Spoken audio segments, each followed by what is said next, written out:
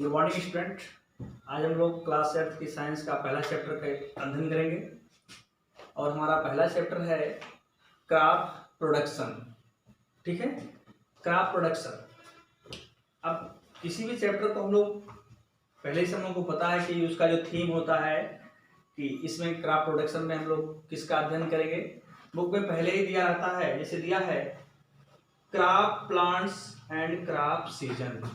जो हमारे फसल है उसके पौधे के बारे में जानना है, फसलों के, और क्रॉप सीजन, किस सीजन में कौन से फसल की बुआई होती है। ठीक है, अब इसमें दूसरा पॉइंट दिया है basic practice of crop production. कुछ जो है फसलों को कौन से उसके आधारभूत जो है सिस्टम है, किसके आधार पर हम फसलों को उगाते हैं, उसके बारे में हमको देखते हैं कि कैसे अधिक उत्पादन किया जाए, उसका उत्पादकता बढ़ाई जाए, कैसे किया जाता है, उसके बारे में हम जानेंगे। कि पहला दिया है preparation of soil, sowing of seed, application of manure and fertilisers, irrigation, weedings, harvesting and storage.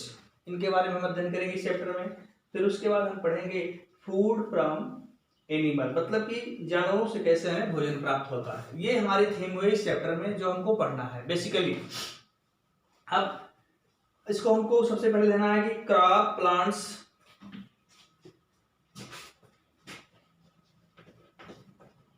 Crop plants and crop season.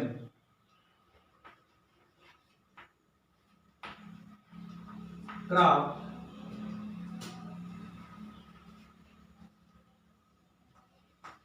Seasons, जबकि जो फसल वाले पौधे हैं और फसल किस सीजन में पैदा होते हैं या बोए जाते हैं उसके बारे में हम इसको अध्ययन करेंगे। ठीक है, दरअसल इसमें दिया है कि farmers grow plants in the fields, फसलों को किसान खेतों में पैदा करता है।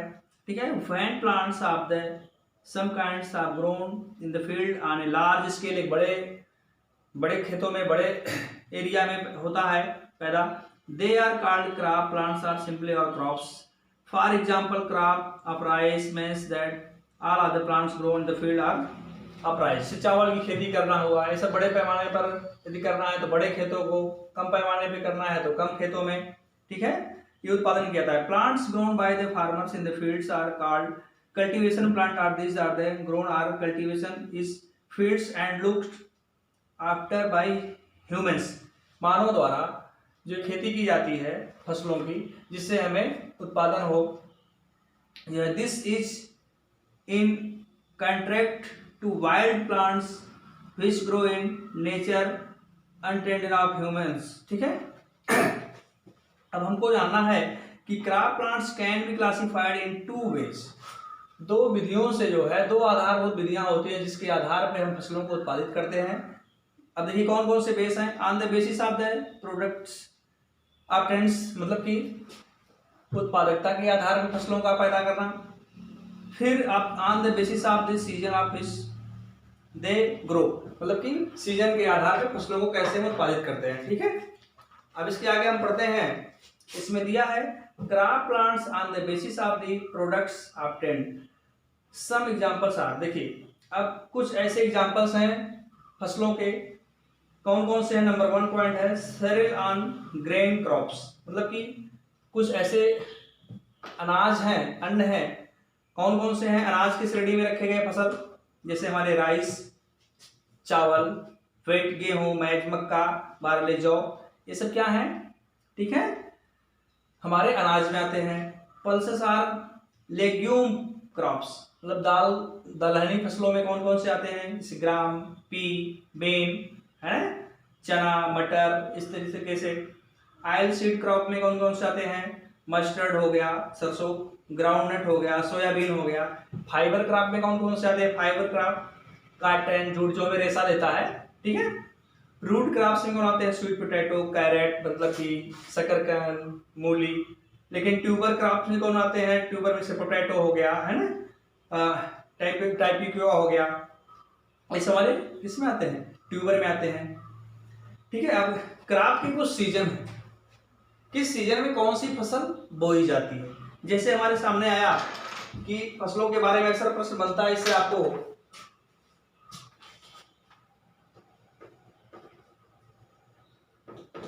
खरीफ,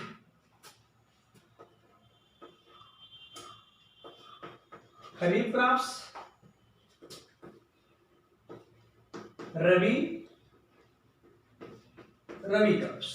ठीक है, आपसे पूछे कोई तो फसल या क्रॉप्स कितने प्रकार की होती है, दो टाइप से आप बताएंगे। कौन कौन से, खरीफ क्रॉप्स और रबी crops.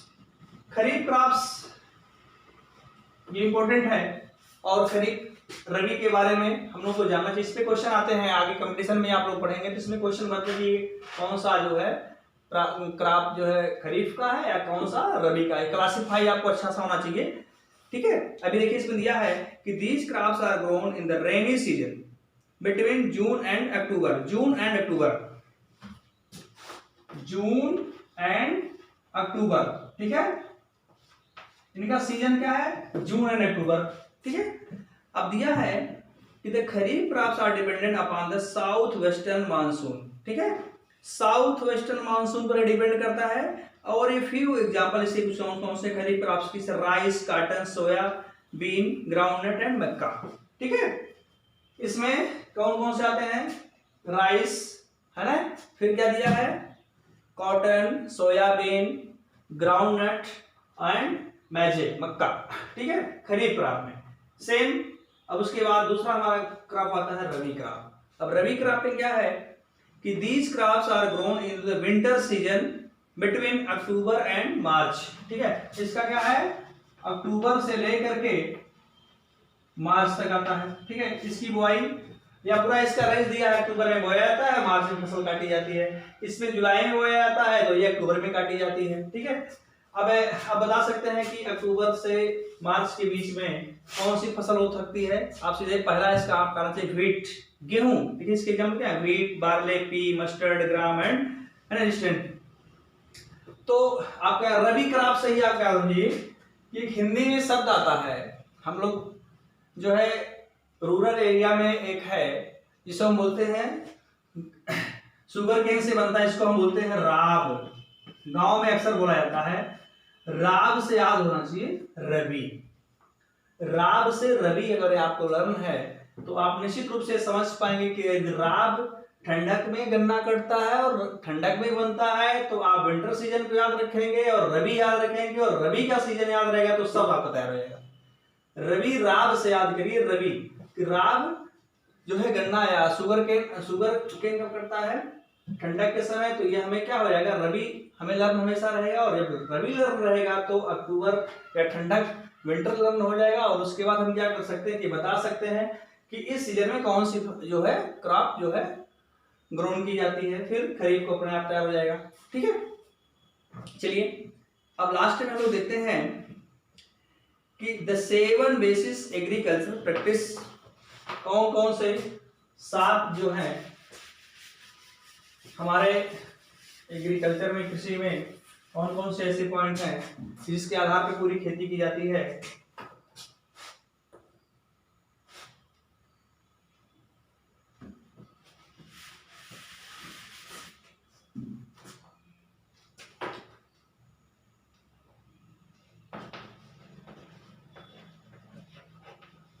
The 7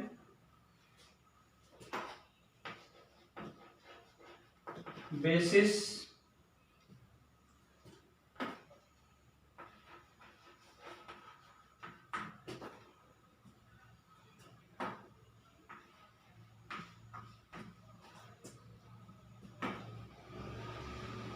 agricultural practice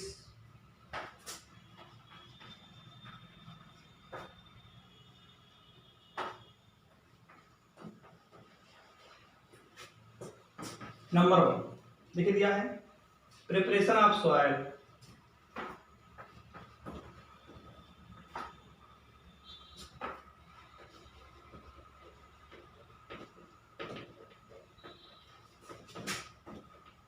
preparation of soil, ठीक है। दूसरा है, अभी सब समझा रहे हैं, sowing of seed, sowing of seed, ठीक है। तीसरा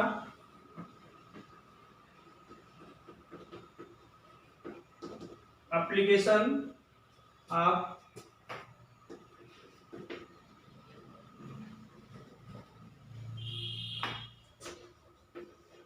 मैन्यूअर्स एंड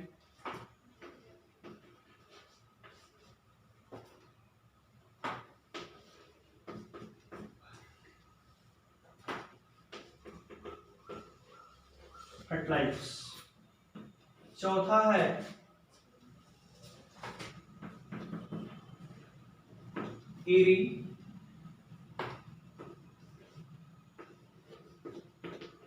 इरिगेशन सिंचाई।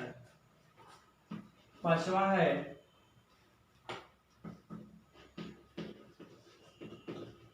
Wedding removal of weights.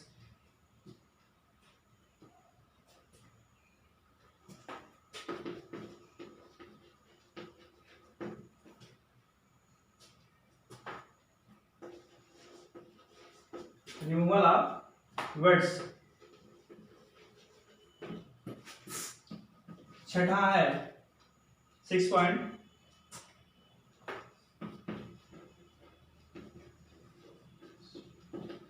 Harvesting.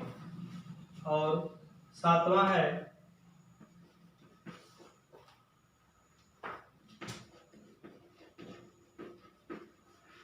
Storage. अब देखिए द 7 बेसिस एग्रीकल्चरल प्रैक्टिस में आप सीधे आप जानेंगे ये 7 पॉइंट है। पूरा जो आप चैप्टर है इसी 7 पॉइंट पर डिपेंड करता है कि कौन कौन से हैं। प्रिपरेशन ऑफ सॉइल, खेती करने के लिए हम मिट्टी को कैसे तैयार करेंगे। सोइंग ऑफ सीड, उसके बीज को कैसे बोएंगे। फिर उसका application of manure and fertilisers, मतलब कि ये मैन्योर मींस होता है खाद, फर्टिलाइजर्स उर्वरक, रासायनिक उर्वरक, रासायनिक खाद, उर्वरक, रासायनिक खाद का कैसे हम प्रयोग करेंगे। फिर उसके बाद इरिगेशन सिंचाई करना है। वेडिंग मतलब कि उसमें रिमूवल एंड वेट्स, मतलब आप वेट्स खरपतवार इत्यादि कैसे हम साफ करेंगे फसलों से। फिर हार्वेस्टिंग, फसलों की कटाई करना। फिर स्टोरेज, फसलों को एकत्रित करना, इकट्ठा करना। ठीक है, इसके अंतर्गत हम पढ़ेंगे। अब पहला हमारा जो है preparation of soil. First point preparation of soil. इसमें देखिए मिट्टी को कैसे हमको तैयार करना है। इसमें दिया है कि इधर अगले पेज पर कि पहले दिया है फिगर से देखेंगे आप, वुडन प्लाउ लकड़ी के द्वारा, आयरन प्लाउ है लकड़ी के द्वारा जुताई करना, जो पहले हल के द्वारा चलता था, हल जो है लोहे का बन गया है दूसरे में। तीसरे प्लाइंग ऑफ बुल्स, बैलों के द्वारा सिंचाई करना है। फिर देखिए दिया है प्लाइंग ऑफ ट्रैक्टर्स, ट्रैक्टर के द्वारा सिंचाई जुताई करना। तो इस तरीके से किसी भी माध्यम से हम फसलों की जुताई करेंगे। अब दिया है प्रिपरेशन ऑफ सॉइल में हम देखेंगे, इसमें दिया है preparation of soil require 2 step, ploughing and levelling. Ploughing and levelling मतलब कि कैसे हम जुताई करेंगे और उसको लेवलिंग मींस खेतों को बराबर करना, खेतों की जुताई करना। अब प्लाइंग में क्या है कि the first step preparation of soil require losing and turning of the soil. पहले मिट्टी को हम जो है जुताई करेंगे और उसको मिट्टी को ऐसे पलटते हैं हलों के द्वारा। ठीक है, लेकिन इसमें आपको ध्यान देना है कि इनको आप देखेंगे losing soil contain the air space. क्यों ऐसे खेतों की जुताई करने से क्या होता है कि जब हम खेतों की जुताई करेंगे तो निश्चित रूप से क्या है कि जब मिट्टियां उसमें पलटेंगी, इनके अंदर इंटरमॉलिक्यूलर स्पेस, जब खेतों के बीच में कुछ हवा जाएगा, वायु जाएगा, प्रकाश जाएगा, तो मिट्टी क्या हो जाएगी, अपने आप फर्टाइल हो जाएगी, उपजाऊ हो जाती है। इसलिए खेतों की हम लोग जुताई करते हैं। अब देखिए दिया है कि plough uproot of the unreachable plants weeds and kills them, मतलब कि बहुत से खरपतवार इत्यादि क्या होते हैं खेतों की जुताई करने से क्या होते हैं, जो फसलों को नुकसान करते हैं वो भी कट जाते हैं, नष्ट हो जाते हैं। और फिर क्या है कि देखना इसमें आपको है कि खेतों की जुताई करने से नीचे वाला लेयर जो होता है उसमें पानी रुकने की क्षमताएं बढ़ जाती हैं। फिर दिया है loose soil mixtures and fertiliser manure of fertiliser. उसमें क्या है कि जब मिट्टी की जुताई हो जाती है तो जब हम खाद इत्यादि जो है डालते हैं, चाहे रासायनिक खाद हो या हमारा गोबर का खाद हो, ये डालने से क्या होता है कि उसके अंदर तक वो खाद चला जाता है। फिर यहाँ देखिए नीचे कि लूज सॉइल हेल्प्स, जुती हुई जो मिट्टी है in the growth with the earthworms. इसमें जो क्या करते हैं, जो केचुआ होता है वो भी अच्छे से क्या करता है, अंदर तक वो मेंटेन बना रहता है उसका जो है and loosening soil. Earthworm and microbes help in the adding humus. ये क्या करते हैं, डेड ऑर्गेनिक मैटर, ये क्या है कि खाद को अच्छे से क्या कर देते हैं, मिट्टी को उपजाऊ बना देते हैं टू द सॉइल, मिट्टी में। The organism are differ for friends of the farmer. इसलिए ऐसे ये जो एर्थवर्म है ये फ्रेंड है किसका, फार्मर का, किसानों का मित्र कहलाता है, केचुआ किसानों का मित्र कहलाता है। ठीक है, फिर दिया है ploughing bring the nutrients rich soil from the lower in the layer top and makes the easily available for plants to use. ठीक है, तो ये जो खेत की जुताई होती है इससे क्या होता है, मिट्टी की उर्वरा शक्ति बढ़ जाती है, इससे बहुत से न्यूट्रिएंट्स पदार्थ जो है तो है ये मेंटेन हो जाते हैं। अब आगे हम लोग देखते हैं कि दिया है लेबलिंग, खेतों की लेबलिंग कैसे हो। लेबलिंग करना मतलब कि होता है कि द फील्ड्स आफ्टर प्लॉइंग में स्टिल है big piece and soil called crumbs. मतलब कि जब हम खेतों की जुताई कर देते हैं तो कहीं इसके बड़े चट्टे निकल जाते हैं, कहीं गड्ढा सा हो जाता है, तो इसलिए खेतों को फिर हम लेबलिंग करते हैं।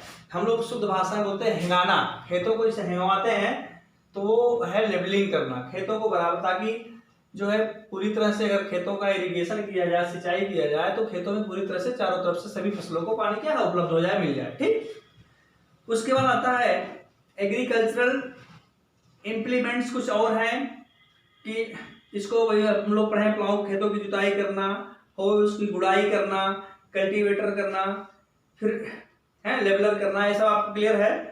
सोइंग ऑफ सीड, देखिए लास्ट में हेडिंग आता है सोइंग ऑफ सीड। ठीक है, ये सोइंग ऑफ सीड फिगर के माध्यम से आप समझ जाएंगे। इधर सोइंग ऑफ सीड की मतलब कि बीजों की बुआई करना। अब बीजों की बुआई करने में देखिए, अब इसमें सबसे important sowing of seed, practice putting seeds in the soil, selection of good quality. अब कौन सी बीज हम अपने फसलों को पैदा करने के लिए चुनाव करेंगे, हमेशा जो है एक किसान एक गुड क्वालिटी, अच्छे क्वालिटी की बीज का चुनाव करने की कोशिश करता है और होना भी चाहिए। ठीक है, देखिए इसमें दिया कि points to be kept in the mind while sowing seeds should be the good quality and healthy, free from disease. बीज कैसा होना चाहिए, एक अच्छे क्वालिटी का होना चाहिए और क्या हो, फ्री फ्रॉम डिजीज, मतलब कि ये क्या है कि बीमारी से वो दूर हो, उसमें जो है अच्छी क्वालिटी का हो। They should be sown the correct depth in the soil, the correct depth varies from crop the crop. ठीक है, अब आगे देखिए ट्रांसप्लांटेशन। अब पौधों में ट्रांसप्लांटेशन कैसे हो, ट्रांसप्लांटेशन वाला प्लांट कौन सा होता है। अब इस समय जो सीजन चल रहा है ट्रांसप्लांटेशन वाला ही क्रॉप लगाया जाता है। अब इसमें क्या है कि most of the crop are grown by sowing the seeds directly in the soil, but in some crops, कुछ ऐसे बीज होते हैं कि जो डायरेक्ट जो है खेतों में न बो करके उन्हें एक नर्सरी के रूप में बोया जाए, उसके बाद फिर नर्सरी से निकाल करके उन्हें पुनः जो है खेतों में रुपाई किया जाए, तो ऐसे प्लांट को हम बोलते हैं, इस विधियों को बोलते हैं कि ट्रांसप्लांटेशन के मेथड से होते हैं। इसमें दिया है कि लाइक पैडी, मतलब कि धान की जो राइस चावल की खेती जो होती है, एंड मेनी वेजिटेबल्स, कुछ ऐसे सब्जियों की खेती होती है जैसे चिली हो गया, टोमेटो हो गया, ब्रिंजल हो गया। The seeds are sown in the nursery before transplantation them to the main fields, मतलब कि पहले इसकी नर्सरी लगाते हैं फिर खेतों में इसकी बुआई करते हैं। ठीक है, अब इसके बाद हम पढ़ेंगे transplantation provide better spacing among the plants, promoters better development of root and shoot system and increased yield in the crop. मतलब कि इनको जो है इससे अच्छी फसलें पाई जा सकती हैं, अच्छा प्रोडक्शन लिया जा सकता है ट्रांसप्लांटेशन मेथड से। मेथड ऑफ सोइंग सीड, अब कुछ बीजों की बुआई कैसे की जाती है देखिए, दिया है by scattering the seeds in the field by hand, मतलब कि हैंड पिकिंग इसे बोलते हैं कि हाथों से, इसे हाथों से छीड़ छीड़ करके गेहूं को बोया जाता था या बोया जाता है, ये परंपरागत या क्लासिकल मेथड है। और सेकंड है बाय यूजिंग सीड ड्रिल, और कुछ क्या करते हैं सीड ड्रिल के माध्यम से, नई तकनीक है, कृषि यंत्र की माध्यम से जो है बीजों की बुआई की जाती है। ठीक है, अब दूसरा है लास्ट में दिया है application of manure and fertilisation. कुछ अब हम लोग पढ़ेंगे कि मैन्योर खाद के बारे में और फर्टिलाइजेशन मतलब क्या है, फर्टिलाइजर मीन्स होता है उर्वरक या रासायनिक खाद के बारे में। For opting healthy growth of crop plant, जब हम खेतों में बुआई कर लेते हैं या धान की रुपाई हो जाती है, उसके बाद जरूरत पड़ती है किसकी, खाद की, खेतों में खाद डालने की। Different nutrient substance are adding to the soil from the time to time, ठीक है। विभिन्न प्रकार के पोषक पदार्थ पौधों को समय समय पर देना जरूरी होता है। The nutrient substance are called manure and fertiliser and their mixing with the soil is called manuring, ठीक है। It is done first before sowing the seed and then the frequent intervals after the plants have grown। मतलब कि खाद और रासायनिक खाद से पौधों की समुचित मात्रा में क्या होता है, विकास होता है, जिससे पौधे हमारे स्वस्थ होते हैं और उनका उत्पादन हमेशा अच्छे ढंग से बढ़ता है, ठीक है। अब मैन्योर के बारे में थोड़ा देख लें कि the process of adding manure to the soil is called manuring। Manure is an organic substance obtained the decomposition of plant and animal waste। Manures मतलब कि जो जानवरों के वेस्टेज पदार्थ होते हैं उससे हम क्या बनाते हैं, मैन्योर बनता है। अभी कितने प्रकार का होता है, 3 तरीके से हमारे मैन्योर होते हैं। कौन कौन से दिया है, फार्म यार्ड मैन्योर, इसमें क्या होता है कि डंग मतलब गोबर है ना, स्ट्रा, लिप्स, यूरिन्स मतलब कि उनके मूत्र इत्यादि से जो खाद तैयार होता है, ये फार्म यार्ड मैन्योर कहलाता है। ग्रीन मैन्योर क्या कहलाता है, हरी खाद।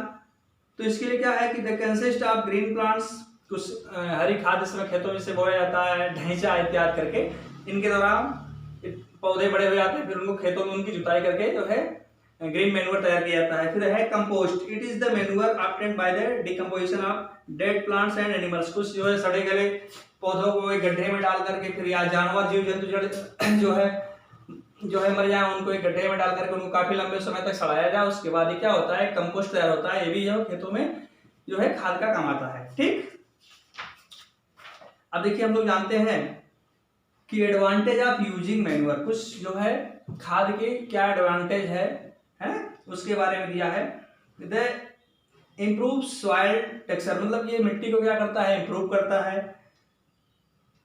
It enhance the capacity of soil to hold water, इससे खाद डालने से, जो गोबर की खाद इत्यादि जो डालने, मैन्योर डालने से क्या होता है कि मिट्टी में पानी रोकने की क्षमता बढ़ जाती है। It makes soil purpose exchange of gas दस बिकम ईजर, ठीक है। और एक्सचेंज गैसों के बारे में भी क्या करते हैं, गैसों का एक्सचेंज भी इससे अच्छा रेट बढ़ जाता है। It increase the number of soil friendly soil microbes, और ये क्या करते हैं, मिट्टी में जो उपजाऊ, मिट्टी को उपजाऊ बनाने के लिए जो माइक्रोब्स होते हैं, छोटे छोटे कीड़े होते हैं, उनको भी क्या करते हैं कि उनको भी ये प्रोटेक्ट करते हैं, ठीक। अब आता है फर्टिलाइजर। फर्टिलाइजर मतलब होता है उर्वरक या रासायनिक खाद, जो हमारे खेतों में डीएपी डाला जाता है, ठीक है, यूरिया डालते हैं हम। जैसे कि फर्टिलाइजर आर आर्टिफिशियल या man made chemical compound rich in organic nutrients, मतलब क्या होता है कि मैन मेड होता है, मानव द्वारा बनाया गया खाद है, रासायनिक खाद है, ठीक है। और इसमें क्या क्या होता है कि देखिए लाइक से नाइट्रोजन, पोटेशियम है ना, फार्मूला दिया है, एंड फास्फोरस, और इन्हीं का एक मिल करके क्या होता है एनपीके, ठीक है। Some after examples of urea, potash, ammonium sulphate, ये सब हैं। लेकिन इसके एडवांटेज आपको जानिए कि इनके एडवांटेज क्या है, उपयोगिता क्या है इन खादों का। दिया है कि they are easy to handle, store and transport, मतलब कि ये इनको कहीं ले जाना या इसको बोना खेतों में या स्टोर करना आसान होता है, इसलिए बहुत ही अच्छे उपयोगी होते हैं। दे आर नॉट बल्कि ऑफ कंपैरिजन मैन्योर्स, है ना, ये मैन्योर के साथ ऐसा नहीं होता है कि ये अधिक उपयोगिता में न हो। They provide specific nutrients to soil, ये जो होता है मिट्टियों को बहुत ही विशेष जो है उपयोगी पोषक पदार्थ देते हैं। They are concentrated source of soil nutrients, मतलब कि ये तत्काल या अच्छे ढंग से जो है मिट्टी को क्या करते हैं, प्रोटेक्ट करते हैं, पोषक पदार्थ दे देते हैं। लेकिन इसके कुछ डिसएडवांटेज हैं, किसके, उर्वरक के। कौन कौन से हैं, they make the soil less fertile, ये मिट्टी को क्या करते हैं, बहुत लंबे समय तक डालने से क्या होता है, मिट्टियां क्या होती हैं, अनुर्वरक हो जाती हैं, अनुपजाऊ हो जाती है, ठीक है। They are a source of water pollution, और क्या होता है उर्वरक डालने से जो है क्या है, सबसे मेन जो इसका डिसएडवांटेज है कि ये वाटर पोल्यूशन है, जल प्रदूषण का एक बहुत बड़ा कारण बनता है, ठीक है। अब कुछ इसके फर्टिलाइजर और मैन्योर का कुछ आप डिफरेंस नीचे दिया होगा टेबल में, देखिएगा सीरियल नंबर 1 में देखिए, it is a chemical substance. Fertiliser ये क्या है, एक रासायनिक जो है पदार्थ है। बट देखिए मैनुअल में देखिए क्या है कि it is a natural substance obtained by, ठीक है, substance obtained by the decomposer. जिसे जो है कि कीट जो है मिट्टी के जो कीड़े कोड़े होते हैं क्या है, डिकम्पोस्ट कर देते हैं, और ये पत्तियों के, सूखी पत्तियों के, कैटल डंग है ना, जानवरों के गोबर से ये सब बने होते हैं। दूसरा पॉइंट है it is prepared by factory. ये कहाँ बनता है, फैक्ट्री में बनता है। बट मैन्योर कहाँ बनता है, it is prepared by the fields, है ना, खेतों में तैयार हो जाता है। तीसरा फर्टिलाइजर में दिया है कि it does not contain any humus, इसमें किसी प्रकार की कोई खाद नहीं बनी होती है, ठीक है, ये ऑर्गेनिक मैटर है। इट प्रोवाइड्स, देखिए मैन्योर में it provides lot of humus to the soil, मिट्टी में ये क्या करते हैं, बहुत अधिक खाद की मात्रा को बढ़ाते हैं। और ये चौथा पॉइंट देखिए फर्टिलाइजर में कि it is rich of specific nutrients to required in very small quantities, मतलब कि कम मात्रा में अधिक जो है पोषक पदार्थ दे देता है कौन, फर्टिलाइजर। बट ये क्या है कि लेस रिच इन न्यूट्रिएंट्स, मतलब कि ये कम ही मात्रा में रहता है लेकिन उतना नहीं दे पाता। So required in large quantity, इनकी जो है उतना न्यूट्रिएंट्स लेने के लिए अधिक मात्रा खाद चाहिए, ठीक है। इट केस वाटर पोल्यूशन, है ना, ये क्या है, इसका मेन जो डिसएडवांटेज अभी पढ़े हैं कि ये क्या है, वाटर पोल्यूशन का कारक बनता है। लेकिन नो पोल्यूशन इस केस, खाद डालने से, मैन्योर डालने से कोई जो है मृदा प्रदूषण नहीं होता है, ठीक है। अब यहाँ तक आज हम लोग पढ़े, फिर उसके बाद हम लोग कल की क्लास में पढ़ेंगे कि क्रॉप रोटेशन से हम लोग अध्ययन करेंगे। Okay, thank you.